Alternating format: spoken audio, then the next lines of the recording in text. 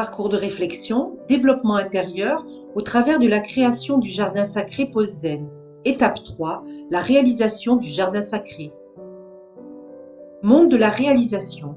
Étape 2, la réalisation du jardin sacré. Citation Pose Zen.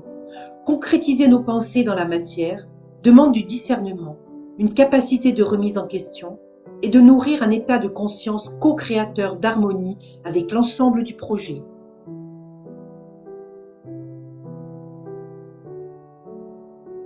Vous allez découvrir la suite de l'aventure du jardin sacré, le monde de la réalisation, en 5 phases avec un enseignement pour chaque phase. Phase 1, préparation de la terre, le socle du jardin sacré.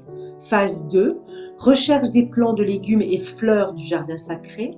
Phase 3, tracé de la forme géométrique du jardin sacré. Phase 4, plantation du jardin sacré.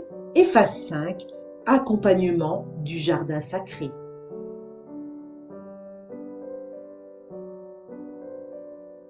Phase 1. Préparation de la terre, le socle du jardin sacré. Voici venu le temps de retourner la terre et d'enlever les mauvaises herbes. Pouvons-nous dire les mauvaises herbes, ou plutôt dire les herbes inutiles à conserver dans le jardin sacré pour faire place nette à l'environnement qui va accueillir les plantations. Muni de sa bêche, Fabrice se lance. Allez, un peu de courage pour un bon exercice physique. Ce moment de bêchage a été un instant puissant et agréable. Lorsque la bêche entrait en contact avec la terre, cela lui semblait facile et léger, et il ressentait plaisir et enthousiasme. Voilà une belle perception. Après le bêchage, nous avons remercié la terre pour son accueil et sa disponibilité pour nous permettre de réaliser le jardin sacré, et nous avons visualisé l'abondance avec de beaux légumes et de belles fleurs. Pendant quelques jours, nous avons laissé la terre se reposer et monter en énergie. Et pour l'étape de la fertilisation, nous avons commencé la fertilisation en 3 étapes. Épandage de fumure de cheval compostée tous les 10 jours sur un cycle de 21 jours. Enseignement, phase 1.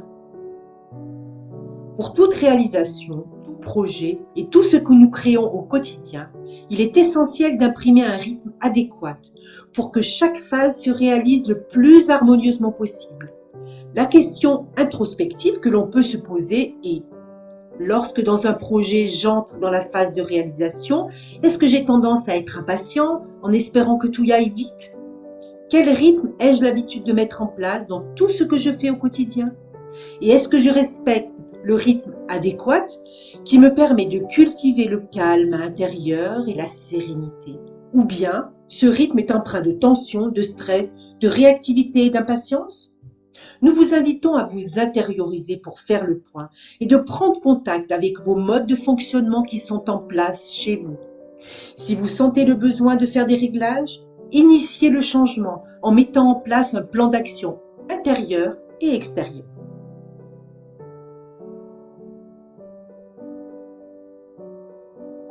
Suite à la proposition de Monique de nous faire voyager au cœur des légumes et des fleurs, nous avons recherché dans notre éthique bio les meilleurs plants locaux non industriels et cultivés avec amour. Comme par enchantement, nous recevons un email nous proposant une vente de plants de légumes bio d'un producteur local au magasin de l'eau vive à Aubière. Nous avons pris le temps de bien définir les légumes que nous voulions, un beau moment de partage pour choisir entre la tomate grappe, le cœur de bœuf, le choix des courgettes, des melons, etc. Cette recherche de plants, de légumes et de fleurs du jardin sacré, eh bien nous nous sommes bien amusés à préparer notre marché ce jour-là, un pur bonheur. Un autre moment de joie a été la découverte du producteur, la ferme des Rodilles. Des plants cultivés à plus de 900 mètres d'altitude avec beaucoup d'amour et de respect, un ravissement pour les yeux et une ambiance agréable. Les producteurs dégageaient vraiment de belles énergies et beaucoup d'amour. On sentait que les plants regorgeaient de vie et d'énergie. D'ailleurs, voici les plants 7 semaines plus tard. Enseignement phase 2. Nous savions précisément ce que nous recherchions et voulions, et nous avons rencontré les bonnes personnes.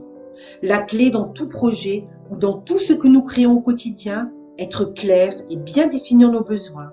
se positionner dans un état d'esprit co-créatif et apprendre à faire confiance. Phase 3. Tracé de la forme géométrique et plantation du jardin sacré. Grand moment pour nous deux.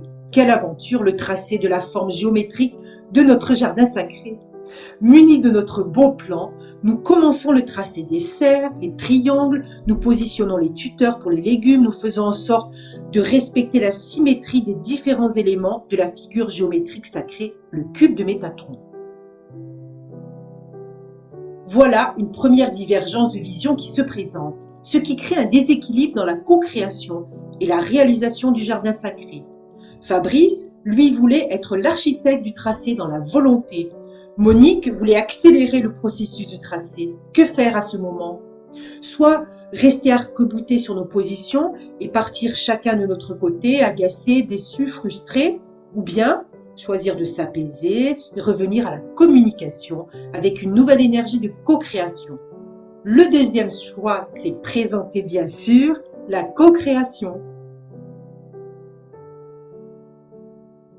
Le fait d'avoir pris cette décision a permis à chacun de prendre du recul et de se positionner autrement, de nouveau, avec l'ouverture. À cet instant, les propositions de Monique ont permis de visualiser intérieurement le tracé de notre jardin sacré et Fabrice a donc délégué et laissé Monique créer le tracé dans la matière en confiance.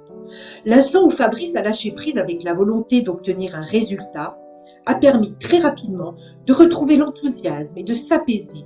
Et Monique, de son côté, a pris les choses en main et elle se régalait à faire le tracé. Moment de réflexion intérieure.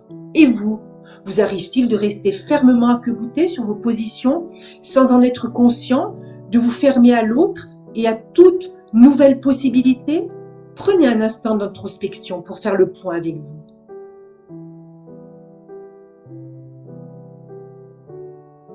Enseignement phase 3. Cet épisode raconte qu'il ne sert à rien de vouloir aller plus vite que le temps juste, que si notre volonté est dirigée par le mental analytique, vous savez, l'ami de l'ego, celui qui juge, qui s'énerve, qui se ferme à la communication, eh bien à ce moment-là, nous bloquons nous-mêmes les situations, l'avancement du projet et sa réalisation.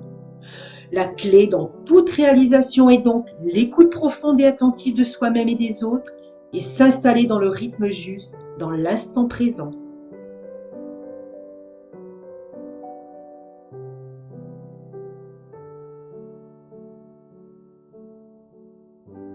Un vrai plaisir de pouvoir enfin mettre en terre les plans. Mais pas tous en même temps. Nous avons respecté le calendrier des jours feuilles, fruits et fleurs.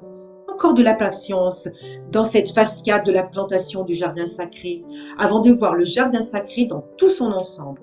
Toute une organisation dans notre planning et un état d'esprit avec un rythme co-créatif et respectueux de la nature dans les plantations, ce qui a fait naître et émerger en nous un rapport au temps et à la nature beaucoup plus harmonieux et plus paisible. Quel plaisir de ressentir cela au fond de notre cœur. À chaque phase de plantation, nous en profitions pour parler et envoyer beaucoup d'amour aux légumes et aux fleurs qui prenaient place. Très important de communiquer avec amour, avec la nature. Essayez et vous verrez ce qui se passe en vous. Vous pouvez être surpris. Cela fait du bien d'avoir des pensées bienveillantes et de les exprimer. Enseignement phase 4. La finalité d'une réalisation doit être nourrie par une organisation équilibrée, respectant le rythme de chacun en co-création avec les différents acteurs. Des projections de pensées d'amour et de bienveillance, et des attitudes et des comportements faisant appel à la patience, l'harmonie et la joie. Phase 5. Accompagnement du jardin sacré.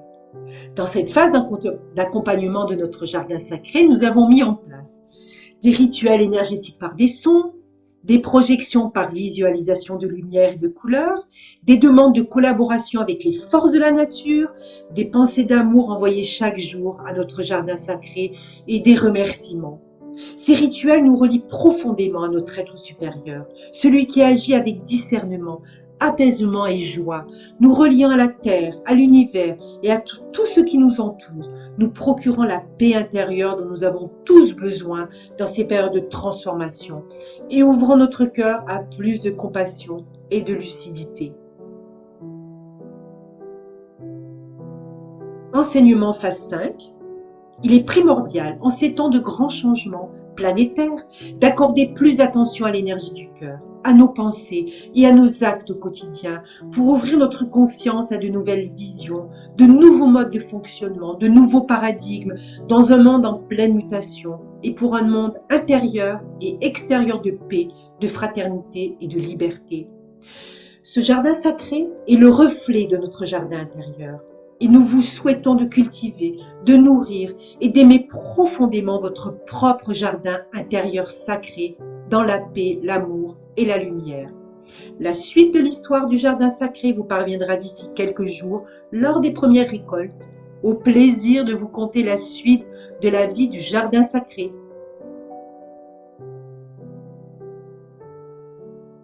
Création du parcours du développement intérieur du jardin sacré Posel par Monique et Fabrice Galland.